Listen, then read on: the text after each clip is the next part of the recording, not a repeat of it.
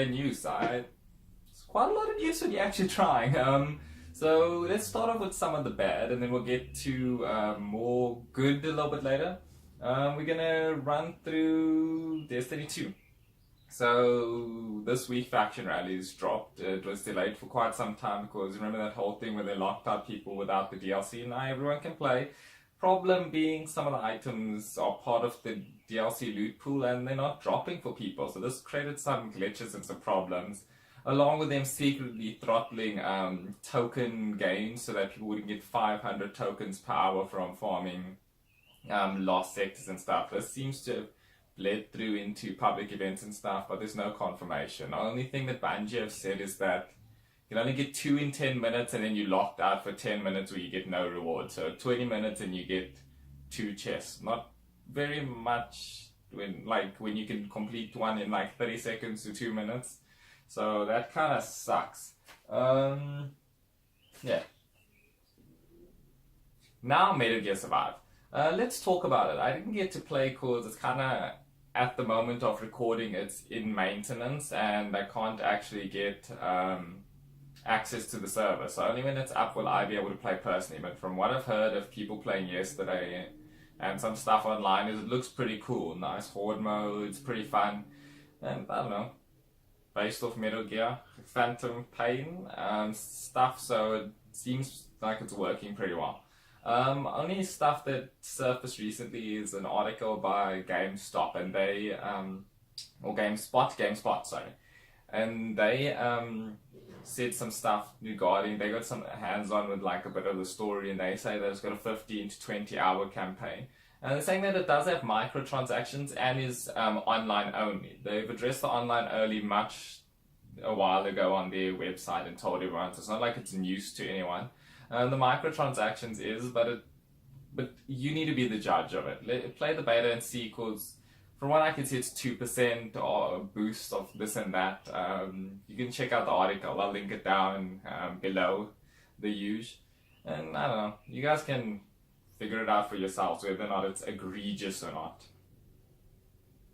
Next, let's get on to the quickie. I'm going to run through about 3 or 4 news articles quickly. I'm going to run them really fast. I don't want this video to take too long. It's getting a bit timely.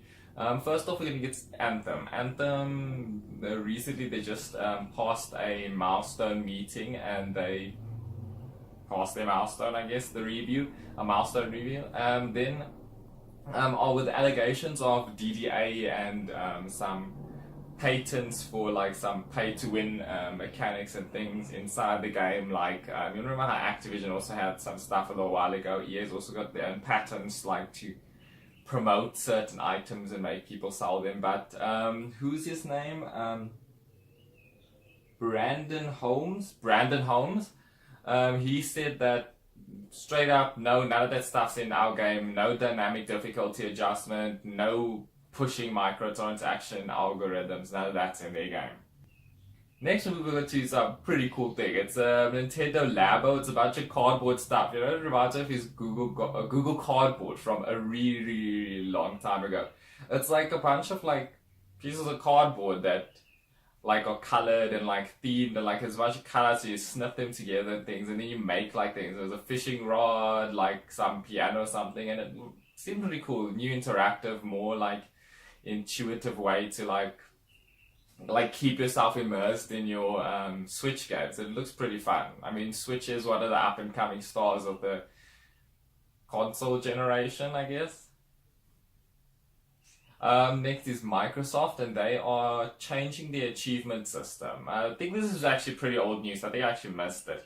But they're changing the achievement system, so they're turning away from that whole GN achievements and going towards like this more like complete a quest, get like some rewards, and then you get an unlock for your character. You might get like, I don't know, like a watch or like some glasses for your like avatar or something. And then that seems pretty cool.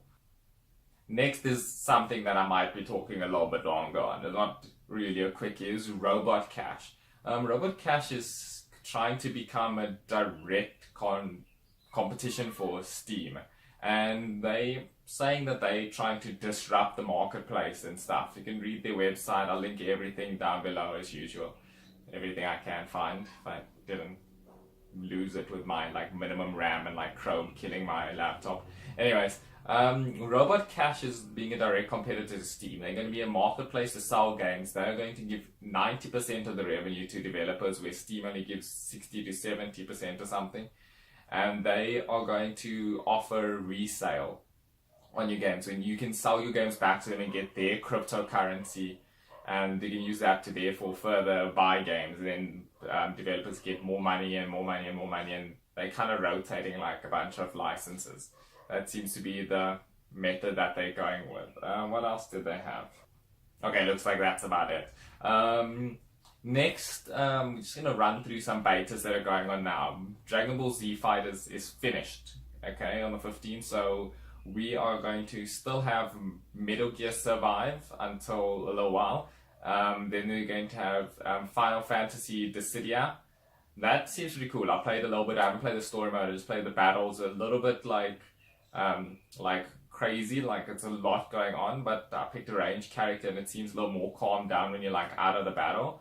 Then Monster Hunter World is back on beta today for the beta 3, and you get to fight Nergigante. And that's about it. So I just want to say thanks for coming and watching. I like snapping and pointing at the camera, and looks like it's my outro without even trying because I'm a noob. Anyways, bye guys.